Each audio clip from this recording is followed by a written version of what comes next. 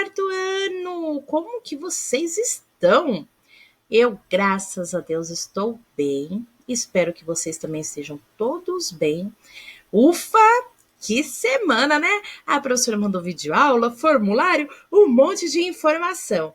Mas vocês estão, ó, de parabéns. Fizeram todos os formulários, fizeram artes, que foi maravilhoso brincar, né? Parabéns, tá bom? Vamos lá então para ciências? Amores, ciências, eu deixei para essa aula 2 páginas para leitura e um esquema que nós vamos fazer junto, tá bom? Nós estamos finalizando o livro e eu deixei essa parte justamente para poder fazer uma revisão, conversar sobre tudo que foi visto, tá bom? Vamos lá? Todo mundo abrindo o livro na página 159. A página 159 tá assim. Como ocorrem as relações dos seres vivos entre si e com o meio ambiente? Tudo que nós vimos, não foi? Aí fala assim, no ambiente as plantas retiram água e sais minerais do solo, produzem seu próprio alimento e liberam gás oxigênio para a atmosfera. Há animais que se alimentam das plantas e que são comidos por outros animais. Ao morrer, o corpo dos seres vivos é decomposto e devolve ao meio ambiente as substâncias retiradas dele. Então, esse aqui foi o ciclo que nós vimos, não foi? E olha só, a planta ela retira a água e sais minerais do solo. Ela produz seu próprio alimento. Ela libera o gás oxigênio para a atmosfera. Olha só, então nós vimos tudo isso, né? Que ela recebe energia. Nós vimos que essa parte de liberar o gás oxigênio é feita pela fotossíntese. Ela recebe o gás carbônico e libera o oxigênio. Ótimo. E os animais, quando comem a planta, ele pega a energia que tem nela. Então, tranquilo, né? Esse daqui, eu acho que esse parágrafo não tem nem muito o que explicar. Durante o processo da fotossíntese, a luz solar é absorvida pela clorofila e transformada de energia luminosa em energia química. Ela vai pegar a energia luminosa, que é a energia que ela recebeu da luz solar, e vai transformar em energia química. Essa energia química é a energia que fica armazenada nos alimentos que os autótrofos produzem. Quando as plantas respiram, parte dessa energia é consumida e parte fica armazenada, que é aquela parte que a Prof fala, ele recebeu uma quantidade, ele recebeu energia, mas para respirar, para fazer todo o processo da fotossíntese, ele gasta uma parte dessa energia. Então, o outro animal, quando vai consumir a planta, ele não vai pegar o 100% daquela energia, ele vai pegar só a energia que estava armazenada. E assim por diante. O ciclo sempre da energia é essa. Eu recebo uma determinada energia, mas eu gasto ela para respirar, para comer, para fazer os meus movimentos, eu gasto transpirar, né? Então, eu gastei aí uma parte da energia e armazenei outra parte. Quando o outro animal consome, ele leva aquela parte que está armazenada, que não é toda a parte que recebeu.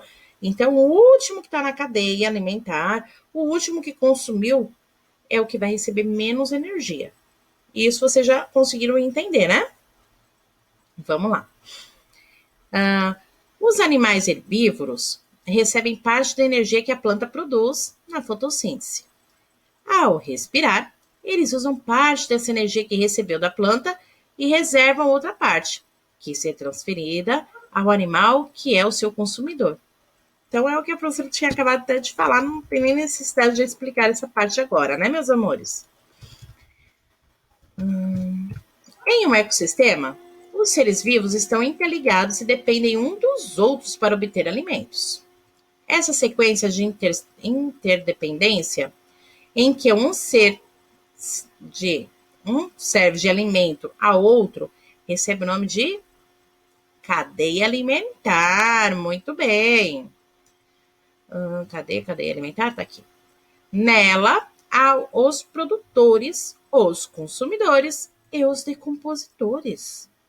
Várias cadeias alimentares formam uma cadeia alimentar. Então, olha só. Quando eu tenho uma cadeia alimentar, eu tenho várias cadeias alimentares, eu tenho uma teia alimentar, ok? Aqui nós temos o quê? Uma cadeia alimentar. Olha só. Temos o produtor, aí temos o gafanhoto que pegou a energia da planta. Ele pegou total a energia da planta que ela recebeu? Não, porque a planta ela transpirou, ela fez a fotossíntese, ela perdeu uma parte e só tinha uma parte armazenada que foi para o gafanhoto. A mesma coisa o gafanhoto. Uma parte ele utilizou, outra parte ele armazenou. Quando o sapo comeu o gafanhoto, ele levou uma parte dessa energia. Quando teve os decompositores do sapo, voltou em forma de bactéria, voltou os decompositores para o nosso solo, que voltou para a planta e assim por diante, ok? Essa interdependência entre os seres vivos pode ocorrer de forma direta ou indireta. Existe um fluxo de energia que começa nos produtores e termina nos decompositores. Tinha essa pergunta no formulário. É um ciclo de matéria que inicia também com os produtores e retorna ao ambiente pelos decompositores. Outra pergunta que estava lá. Olha só, meus amores, vamos entender aqui porque vocês podem falar, tá repetitivo. Não tá. Olha só, nós temos um fluxo de energia, nós estamos aqui falando de energia. Ela vai começar nos produtores e vai terminar no decompositor. Tranquilo, ok, né? E o ciclo de matéria? Também é a mesma coisa, ela vai iniciar nos produtores e ela vai retornar ao ambiente pelos decompositores. Tá bom? Uma pirâmide de energia representa uma cadeia alimentar. Uma pirâmide de energia representa uma cadeia alimentar, indicando a quantidade de energia disponível em cada nível trófico. Nela, a largura de cada nível corresponde à quantidade de energia que o nível seguinte receberá. Então, olha só. O tamanho, esse tamanho aqui, ó, essa largura aqui, ó, é equivalente à quantidade de energia que tem. Então, quanto menor o espaço, menor a energia está recebendo, ok? Isso dá para entender, né? Então, tem aqui o Sol, que está mandando energia para os produtores, que recebeu uma grande energia. O coelho, o rato, o gafanhoto, o pássaro comeu essa planta, recebeu uma parte da energia. Esse nível aqui é chamado de consumidores primários. Os consumidores secundários são aqueles que consumiram os primários e pegou uma parte dessa energia. Assim por diante, temos os terciários, consumidores terciários, que consumiram os secundários, ok? E todos eles liberam energia na forma de calor, na transpiração, na respiração, ok? Então, veja bem, meus amores. Aqui, ele recebeu uma grande parte de energia. Vamos falar em porcentagem? Então, vamos lá. Aqui, o produtor ele tem 100% da energia. Só que ele liberou uma parte dessa energia e armazenou uma parte. Então, vamos lá pensar. Eu tenho 100%, eu usei 10%, guardei 90%. Quando o meu primário comer, ele vai comer o 100%? Não, porque ele só vai comer o que eu armazenei. A mesma coisa aqui, o primário vai perder em forma de energia, de calor, ele vai tirar essa energia dele. Ele vai transpirar, ele vai respirar. Então, ele perdeu uma parte dessa energia. Ele só vai ficar com uma outra parte armazenada. Quando o secundário comer o primário, ele vai levar os 90 que ele recebeu? Não, ele vai levar menos, porque ele eliminou uma parte. Ok? Isso daí é fácil de entender, né, meus amores? No ecossistema, a matéria orgânica circula dos produtores para os consumidores e regressa ao solo na forma de matéria inorgânica, pela ação dos decompositores. Isso também tranquilo, né? No solo, essa matéria inorgânica fica disponível aos produtores para que ocorra um novo ciclo. O fluxo de matéria é cíclico e o de energia é unidirecional. Isso daí também nós já sabemos que quando recebe energia, que os produtores, é unidirecional. Então, ela recebeu uma única e foi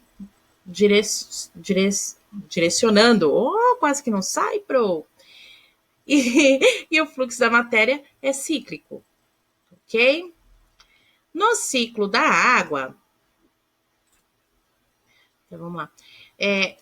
Outra coisa aqui, no fluxo da matéria, que fala cíclico, é cíclico de círculo, que tem todo o processo, que ele volta para o início,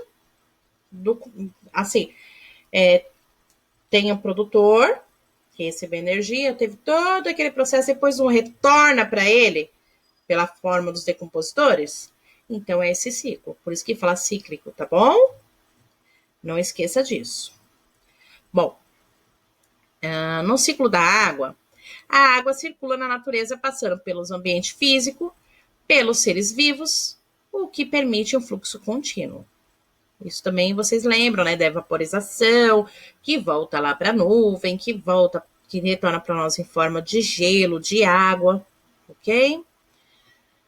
No ciclo do carbono, o gás carbônico atmosférico é absorvido pelas plantas, pelas águas e por outros seres vivos que realizam a fotossíntese, sendo utilizado na produção da glicose. Quando os seres vivos respiram, eles eliminam os gases carbônicos para a atmosfera. Isso daí nós já sabemos, né? Soltei o gás carbônico, a planta pega gás carbônico e libera o oxigênio, né?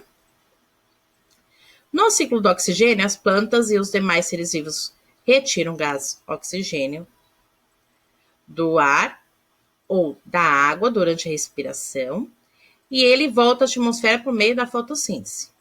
Já no ciclo do cálcio, o que ocorre é que o cálcio presente nos produtores passa aos consumidores e é devolvido ao ambiente pelos decompositores. É o mesmo ciclo, né, meus amores? Olha só. O esquema a seguir sintetiza assuntos estudados nos 2 capítulos. Vamos analisar e preencher o quadro juntos. Eu deixei aqui que vamos preencher juntos, tá bom?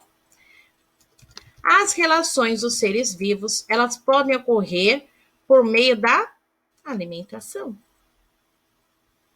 que é quando pega do produtor e começa todo o ciclo. Possibilita a formação de cadeias e teias alimentares, né? Nós podemos estar falando de uma cadeia alimentar ou de várias cadeias alimentares que formam a teia alimentar. Então, vamos lá. Aí vai ocorrer a transferência vai possibilitar a cadeia alimentar e teia alimentar, vai ter a ocorrência de transferência do quê? É o que nós vamos ver agora. São formadas por, as cadeias alimentares e as teias alimentares são formadas por produtores, consumidores e decompositores. Isso tenho certeza que vocês sabem colocar. Quem são os produtores? As plantas e as algas. Quem são os consumidores? Herbívoros, carnívoros e onívoros. E os decompositores, quem são? As bactérias e os fungos. Amores, cadeia alimentar. Ocorre a transferência de matéria. A teia alimentar ocorre a transferência de energia. Tanto a cadeia alimentar e a teia alimentar vai ter, sim, a ocorrência de transferência de energia, né? Vamos lá. A matéria tem um fluxo cíclico. Lembra do círculo que eu falei? E a energia tem um fluxo unidirecional, que é o que vai receber a energia, ok? Amores, foi um capítulo tranquilo. Eu acredito que eu não senti muita dificuldade de vocês. Porque, assim, quando vocês me buscam, tiram dúvida, eu consigo sentir a turma como tá. E nesse daqui de ciências, poucos me chamaram. Então, eu sinto que foi tranquilo, né? Por hoje é isso, foi super tranquilo, né, meus amores?